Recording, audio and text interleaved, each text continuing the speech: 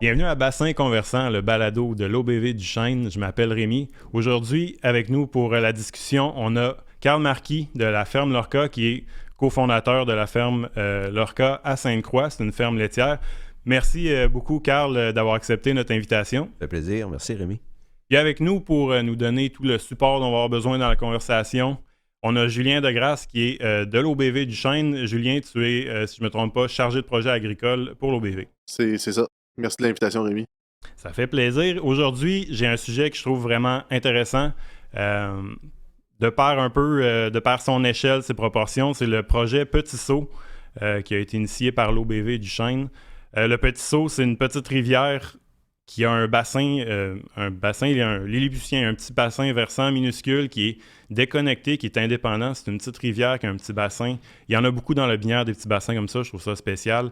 On part d'en haut, on descend au fleuve directement. Le cours d'eau se jette en haut, jette du haut d'une falaise. C'est une falaise qui a des roches, qu'on m'a dit, plus de 500 millions d'années d'âge, ces roches-là. C'est un endroit qui est incroyable. Là, à Sainte-Croix, c'est, pour ceux qui ne sont pas du coin, c'est vraiment le spot. Cette chute-là, ce qui en est la source, c'est la rivière du Petit Saut. Juste peut-être pour commencer, là, je me tournerai vers toi, Julien. Projet Petit Saut, on a appelé ça un projet collectif. C'est quoi la nature de ça, en gros?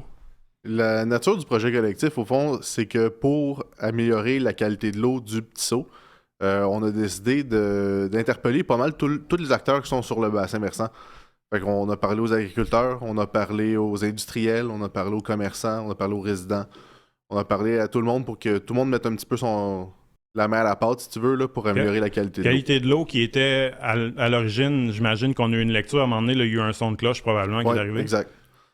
Au fond, ce qui est arrivé, c'est qu'il y a eu des études de qualité de l'eau qui ont été faites, puis la rivière du Petit Saut a été qualifiée comme étant le 8e plus problématique là, au niveau de Chaudière-Appalaches. OK, quand même. Quand même assez prioritaire, là. Mm-hmm.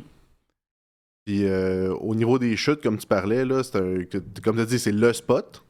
Ça a déjà été le spot pour aller se baigner, puis là, ben, plus le droit de se baigner là, parce que c'est pas assez propre. OK. Carrément. Fait qu'on est vraiment là dans. C'est rendu un enjeu qui est peut-être quand même visible aussi. Là. C'est pas juste des paramètres. Là. On parle pas juste en partie par million non plus là-dedans. Exact. OK. Puis, Carl, je me tourne tout de suite vers toi parce que j'ai vraiment hâte d'entendre ce que tu as à nous dire aujourd'hui. T'es producteur laitier. Je dirais même un producteur émérite. Je pense que c'est pas une exagération. Quelqu'un de métier, certainement. J'aimerais ça savoir parce que vous êtes rentré dans le projet. Je pense que ça n'a pas été une question. Il n'y a pas eu beaucoup de réflexion. Super motivé. Qu'est-ce qui vous a amené en tant que producteur à entrer dans ce projet-là? Ben, d'abord, je peux dire que j'ai 40 ans d'expérience au niveau de la production agricole. Puis le projet est arrivé quelques années après que j'ai fait l'acquisition d'une terre qui se trouve connectée avec un affluent du Petit Saut. Puis au niveau du type de sol, j'ai tout de suite vu quand j'ai eu travaillé ces sols-là que c'était complètement différent aux argiles lourdes, des argiles de Tilly que j'avais à 3 km plus loin. Fait que j'avais jamais travaillé des sols aussi sableux. Là, on a de l'argile, on a de la terre noire, puis on a du sable. Puis un sable, si on le laisse dégarni à l'automne, ben ça fait du ruissellement, ça fait beaucoup de pertes de sol, puis bien entendu des pertes de nutriments, des pertes de fumier, des pertes de fertilisants qui s'en vont dans le ruisseau. Parce que là, les sols sont moins cohésifs là, à cet endroit-là, exactement. je comprends bien. Okay. Oui. Puis vu que c'est une terre qui est à 3,5 km de ma ferme laitière, mais je fais pas beaucoup de fourrage là, ça fait que c'est surtout des cultures annuelles, céréales, soya, maïs, en rotation, bien entendu, mais qui avaient besoin d'une technique particulière pour conserver les sols. Fait qu'il faut que je m'adapte. Puis là, j'ai embarqué dans le projet. Puis depuis ce temps-là, bien, il y a plusieurs interventions que j'ai faites pour bonifier ce qu'on a entamé avec l'OBV. Là, je comprends qu'il y a, à l'origine, même avant même le projet, il y a une façon de travailler les terres qui est vraiment spéciale, qui a été amenée par ton expertise, finalement. Ça se détaille comment, cette approche-là? Ça a beaucoup évolué, je dirais. Parce que ce qu'on a de plus précieux, nous autres, les agriculteurs, c'est notre sol. C'est notre sol, c'est nos animaux, puis c'est notre eau.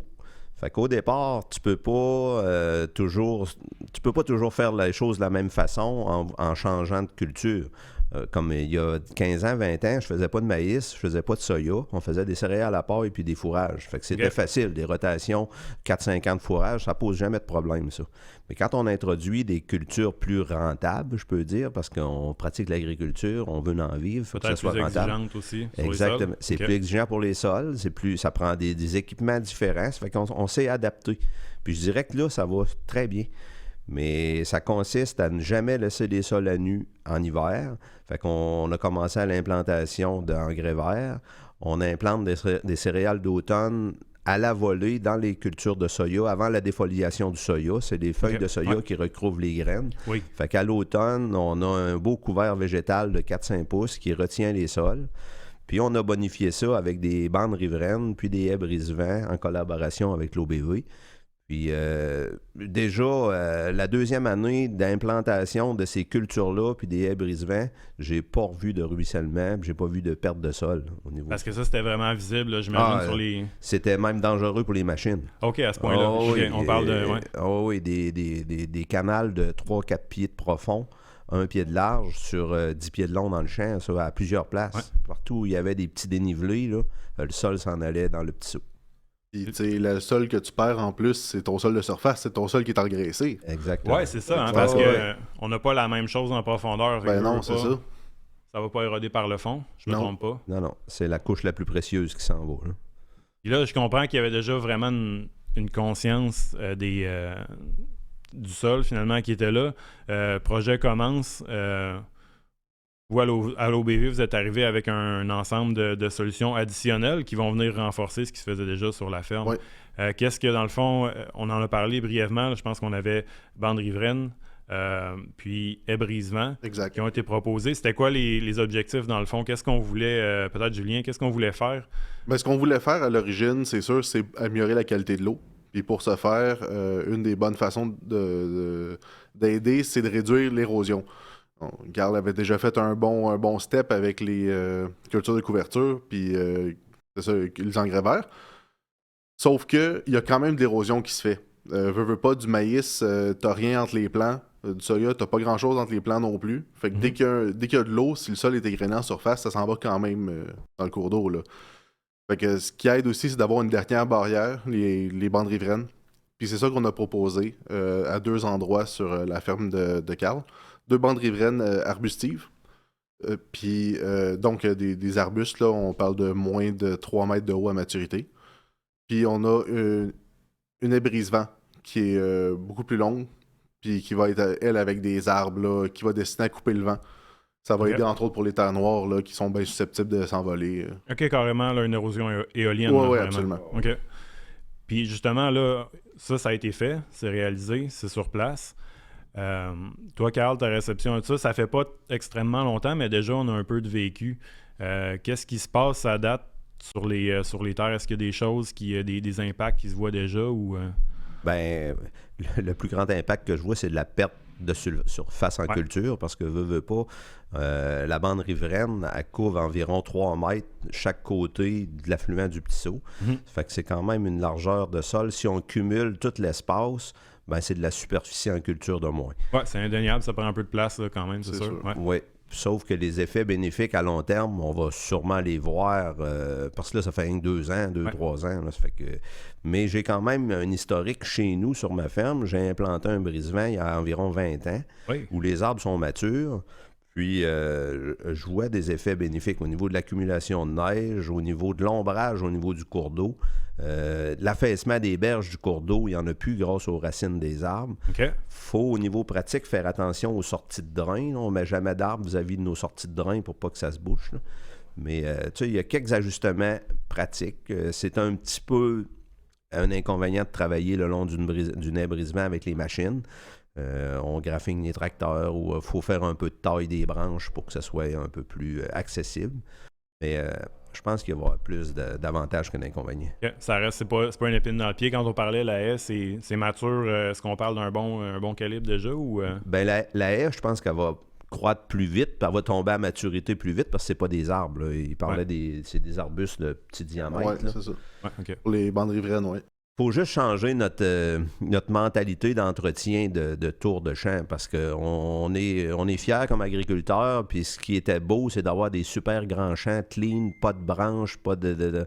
Puis on a des débroussailleuses, on a tous les équipements pour faire le tour des fossés, le nettoyage. Bien entendu, où il y a des haies brise-vent, où il y a des arbustives, on peut plus passer ça. Ouais. Faut tolérer. Au final, quand même, on a quelque chose qui a l'air d'être positif finalement. Oui. Puis là, ça, finalement, est-ce qu'on a... Je me demandais aussi, parce que là, c'est un projet qui est... on est quand même dans un paysage agricole. Vous n'êtes pas le seul producteur, et loin de là. Il y a quand même beaucoup de gens. Je me demandais aussi, en outre les autres participants, dans la communauté, les voisins, comment que... D'ailleurs, je suis curieux de savoir, c'est quoi le regard des voisins là-dessus? Est-ce qu'ils ont dû voir quand même ce qui se passait? Je te confirme que la génération qui me précède, eux autres, ils trouvent pas ça drôle de nous voir planter des branches ou de nous voir planter des arbres du long des fossés. Là. Par contre, la génération qui nous suit, eux autres, ils trouvent ça plus normal. OK. Ça fait partie d'une espèce de donnant-donnant envers la nature, envers les écologistes, envers les touristes, envers les randonneurs qui font du vélo dans nos rangs, de remettre un peu des arbres dans le paysage. Fait que... C'est intéressant qu'on mentionne ça aussi parce que c'est quand même cette région-là qui a quand même un intérêt, je pense, récréo-touristique qui est peut-être naissant aussi. La seigneurie qui est au nord de ça, on en parlera un petit peu plus tard. C'est un endroit aussi où il va y avoir des randonneurs, il y a des sentiers là-dedans, le vélo, le cyclotourisme en pleine expansion. Ça rend clairement le milieu plus agréable. Ce que je trouve le fun avec ça, c'est ça se dessine quand même qu'on est capable de trouver un point de rencontre, je trouve, entre les gens comme l'OBV qui veulent faire des projets peut-être promotion de biodiversité, qualité de l'eau. La qualité de l'eau, c'est un point de rencontre qui est très clair. Je pense que tout le monde veut une bonne eau. Vous l'avez mentionné tantôt. Puis ce point de rencontre-là, il se fait, puis c'est intéressant de noter qu'il peut se faire de toute façon, même si de chaque côté, les objectifs sont différents. Il y a un moyen de se rencontrer au milieu. Et puis là, on a une approche qui est vraiment d'ensemble. Fait que aussi, on peut aller travailler un peu la connectivité écologique. On peut aller chercher les corridors écologiques. Ce que je trouve intéressant aussi parce que c'est un paysage dans lequel il y a beaucoup de petits îlots, il y a des tas de roches, les boisés de ferme qui sont un peu disjoints, c'est les fonds de terre. On a les rivières qui passent au travers de ça. Nous, ça nous permet de bâtir ça. Puis, tu sais, je comprends que des fois, l'approche est un peu... ça va être un peu déroutant de dire on bâtit ici, tu sais, un corridor écologique, mais je pense qu'avec ce projet-là, en l'étalant sur le territoire, peut-être ça donne un visage à ça. Je sais qu'on avait sur le territoire, on a la seigneurie qu'on appelle la seigneurie, la forêt de la seigneurie de Lobinière. On l'appelle la seigneurie dans le coin. Ça, c'est un massif qui a une richesse écologique. C'est la plus grande forêt publique de la plaine du Saint-Laurent. Avec ça, ce que je trouve fantastique, c'est qu'on est capable de prendre la rivière. La rivière se dirige tout droit vers la limite nord de la seigneurie, je ne me trompe pas. Fait que dans le projet, je pense qu'il y a une notion aussi, Julien, de connexion, là, de corridor écologique qui va se faire effectivement. avec ça. Parce que il y a beaucoup d'espèces animales qui vont avoir besoin du couvert des arbres, des arbustes pour évoluer. Pas nécessairement pour nicher là, pour faire leur terrier, mais pour se promener au moins d'un endroit à l'autre. Comme tu dis, la forêt seigneuriale, c'est une grande forêt, mais c'est pas la seule. Toutes les boisés de ferme qui ont des animaux dedans, puis des fois, ça serait plaisant de pouvoir aider l'interconnectivité de ces boisés-là ensemble, que les animaux puissent passer d'un à l'autre sans couper à travers le champ, sans se mettre à risque des prédateurs qui pourraient être là, ou au contraire, au niveau des prédateurs, avoir les endroits, les perchoirs pour les oiseaux de chasse. Et dans le fond, je comprends bien, on crée un effet qui est multiplicateur. Dans le fond, on a déjà des îlots qui ont ces fonctions-là pour la faune. Tout ce qu'on fait, c'est par des aménagements le plus légers possible qui fonctionnent avec les activités agricoles. On essaie de brancher ça. Puis là, on a un effet qui serait potentiellement multiplicateur. En plus, là, on parle même pas encore de qualité de l'eau, mais on parle plus de faune finalement, là, de biodiversité en général. C'est ce que je trouve un peu intéressant. L'effet multiplicateur, je trouve qu'il se voit là. Il se voit aussi dans le fait qu'on a maintenant des porte-paroles de cette approche-là sur le terrain aussi, sur le rang. ça permet d'avoir un peu la discussion entre vous autres. Puis je pense que... Ce qui passe le mieux au niveau des agriculteurs, c'est pas l'effet du corridor écologique, c'est pas la vision, c'est vraiment au niveau de la productivité de nos champs, la conservation de nos sols, l'amélioration de la qualité de l'eau. C'est tout ça, quand tu touches à notre portefeuille, là, tu nous interpelles vraiment. Là. Ça m'amène sur la question du rendement, justement. Je vais te relancer là-dessus, parce qu'on a parlé un peu de l'impact qu'on a, là, justement, avec l'entretien, est-ce que la cabine du tracteur frotte, tout ça. Oui. Au niveau du rendement, comment c'est perçu chez toi? Puis je voudrais aussi parler des pratiques que toi, tu as mis de l'avant. Est-ce que tu as l'impression que c'est payant à date, tout ça?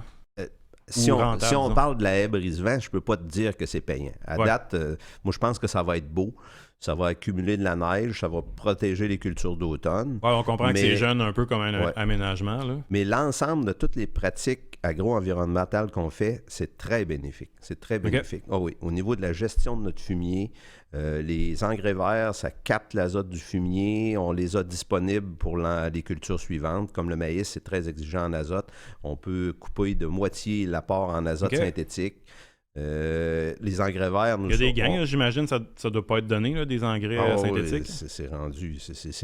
La majorité des coûts de production sont reliés aux engrais, aux fertilisants, aux herbicides, puis au carburant. Fait que si on limite un passage d'application d'engrais, on enlève une application d'herbicide au printemps grâce à l'engrais vert. On n'a pas besoin le sol n'est pas à nu. Parce que la reprise est forte. À cause qu'il y a une grosse densité de feuillage au sol. Fait qu'on fait juste donner un coup de déchaumeuse, puis on peut directement semer ou on sauve un Roundup au printemps. Là, Fait que au niveau de la rentabilité, c'est très rentable. C'est plus exigeant en temps. Il faut intervenir au bon moment.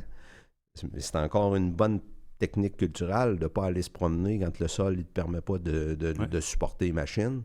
Fait que, je te dirais, ça prend plus de connexion avec ton sol, ça prend plus de connaissances, mais c'est très bénéfique. Et la connaissance, en même temps, je la vois comme elle se bâtit sur le territoire aussi, dans le sens que tu vas être une référence maintenant dans ton coin pour ces méthodes-là. Peut-être un voisin qui voudrait l'implanter pourrait aller en discuter avec toi. C'est quelque chose qui... La connaissance se bâtit sur le territoire puis peut se conserver aussi. On est très bien supporté, que ce soit au niveau de l'OBV, au niveau des clubs agro. On a des agronomes qui sont très compétents au niveau des techniques puis au niveau des cultivars à utiliser pour valoriser justement nos engrais de ferme puis conserver nos sols en santé. Puis moi, je travaille beaucoup en travail minimum du sol pour éviter de labourer, éviter de briser la structure du sol au niveau des... Mes plus grands alliés, c'est les vers de terre. Puis je suis capable d'évaluer la qualité d'un sol par le nombre de vers de terre. Puis des cabanes de vers, là, c'est impressionnant de voir dans un champ, c'est comme des cabanes de castor. Quand tu as un champ en santé, tu vois plein de petites cabanes, là, puis j'en ai partout dans mes champs. Mais contrairement à quand je laboure, il y en a qui utilisent encore cette vieille technique-là, où tu vois la multitude de goélands qui viennent qui arrivent pour le lunch. Ça, c'est intéressant que tu parles des vers de terre parce que les montagnes de vers de terre, ça fait des trous dans le sol. Puis ces trous-là, veut pas, ça prend l'eau. C'est du drainage. C'est du drainage. Ah ouais. Puis donc, moins de ruissellement en surface, t'as encore moins d'érosion. Fait que, moins de compaction. Moins de compaction, exactement. Puis moi, ça m'allume la lumière, c'est de la biodiversité dans un ver de terre. Là. En plus. Je pense que des fois, on pense qu'on va aller chercher une espèce de tortue, ou c'est pas toujours, d'avoir plus de faune dans le sol, c'est plus de biodiversité. Puis ça, c'est un endroit où on voit encore, même sur la biodiversité, on disait peut-être qu'on se rejoint moins. C'est un point de biodiversité sur lequel on se rejoint à 100%. Puis la biodiversité, ça amène aussi une résilience d'un système. Tu sais, un champ qui a juste du sable puis un peu d'engrais, c'est une Formule 1. Ça va super bien performer, mais la seconde que ça part vers le champ, mauvaise... le champ part dans le champ. C'est ça, le champ part dans le champ. Vers le mais fleuve. c'est ça, quand ça part sideways, ça va pas bien, là, puis ça va être dur à rattraper. Okay. Tandis que la biodiversité, ça va t'amener une certaine résilience. C'est un paquebot, là, ça tourne pas mal moins vite. Ça va te rendre où ce qu'il faut que t'ailles, mais faut pas que tu sois pressé de... Tu sais, un petit changement, là, un petit coup de vent de côté, ça va pas le faire dérailler. Là. Ouais. Ça, en tout cas, Carl pourrait peut-être me confirmer si c'est vrai, mais... Le succès d'une culture ou d'un champ, c'est vraiment un ensemble de facteurs. C'est le drainage, c'est le nivelage, c'est la vie du sol, c'est tout l'environnement, la température. Quand on combine tout ça, ça marche. C'est vrai. Ben, pour conclure, peut-être, Julien, j'aimerais savoir, le projet Petit Saut. On comprend que le gros du travail terrain, en tout cas pour ce qui est de cette phase-là, est fait. Oui. Qu'est-ce qui est à venir pour ça encore? Ce qui est à venir pour le Petit Saut spécifiquement, ça va être des suivis. Là, comme on a parlé tantôt, les bandes riveraines, ils ont 2 ans. C'est pas grand-chose pour un érable, 2 ans pour pousser, là. Fait qu'on verra dans 10, 15, 20 ans de quoi ça a l'air. Puis, comme on disait tantôt, c'est un tout petit bassin versant, hein, le Petit Saut. Fait que dans 15 ans, on va pouvoir avoir une vue de... Tu sais, en 2020 à 2023, on a implanté plein d'arbres dans ce coin-là. C'est quoi ça a changé? On va pouvoir tracer ça. L'impact que ça a eu à l'échelle du bassin versant, puisqu'on a eu beaucoup d'acteurs, autant agricoles qu'industriels, que commerciaux. On a un support qui va être là en termes de suivi après ça. Oui, absolument. En termes de qualité d'eau aussi, est-ce qu'il y a quelque chose de prévu? Oui, ben c'est ça. On va faire des études là, au niveau de la qualité de l'eau. C'est un peu la job des OBV de faire ça régulièrement. Fait qu'on va continuer à le faire.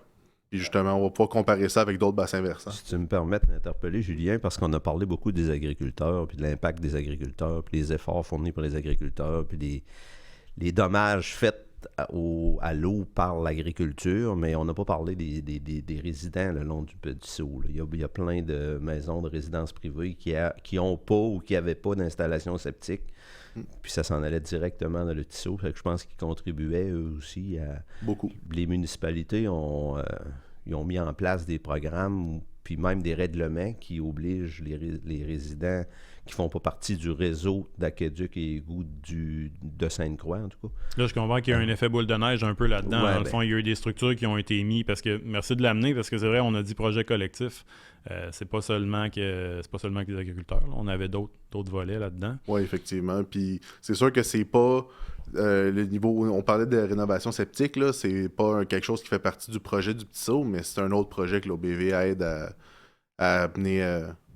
À soutenir. Oui, c'est ça. Exact. Pour soutenir la qualité de l'eau, parce qu'effectivement, là, c'est sûr que si on demande aux producteurs agricoles, pour ne nommer qu'eux, de faire attention à l'eau, puis que l'autre à côté déverse sa fosse septique, c'est sûr que c'est moyen. Là. Mais justement, en travaillant tout le monde ensemble, on va y arriver. C'est un travail d'équipe. Oui. Ben, honnêtement, aujourd'hui, j'ai une discussion encore incroyable. C'est un peu toujours le cas quand peu importe qui j'ai rencontré dans la balado. Je suis privilégié moi-même parce que j'ai appris vraiment beaucoup de choses aujourd'hui. C'est une discussion passionnante. Tout premièrement, Carl, je voudrais te remercier de ta présence. Ça m'a fait plaisir, c'est pour une bonne cause. Oui, ben je pense que au-delà d'une bonne cause, c'est une rencontre, je pense, qui est intéressante, un peu avec nos différents points de vue. Je suis super reconnaissant de ta présence. Je pense qu'il y avait un moyen de suivre, si on veut, des images un peu de ce qui se passe sur la ferme. Oui, ben il y a une page Facebook là, qui est entretenue par mes filles, là, mais on peut voir Ferme Lorca, on peut voir les érables Lorca, puis l'évolution. Excellent, parfait. Puis je veux te remercier aussi, Julien, pour ta participation. Très intéressant aujourd'hui notre discussion. Ça n'aurait pas pu se faire sans toi. Ça n'aurait pas pu se faire sans toi non plus. Là. Merci de ton animation. Ça a été bien plaisant d'être ici aujourd'hui. Ouais, ben, comme je l'ai dit, moi je suis toujours le privilégié là-dedans. C'est moi je trouve que c'est moi qui reçois le plus dans ces podcasts-là, dans ces balados-là.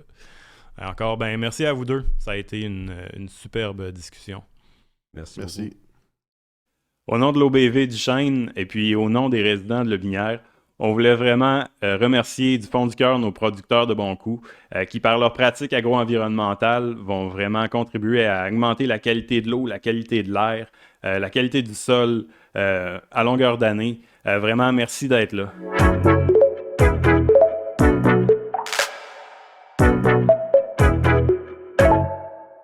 Le balado Bassin Conversant est une initiative de l'organisme de bassin versant de la zone du Chêne. Cet épisode vous est présenté dans le cadre du projet collectif Petit Saut, un projet qui vise l'amélioration de la qualité de l'eau de la rivière du Petit Saut en collaboration avec tous les acteurs du bassin versant. Ce projet a été réalisé dans le cadre du volet 2 du programme Prime Vert, approche régionale et interrégionale avec une aide financière du ministère de l'Agriculture, des Pêcheries et de l'Alimentation.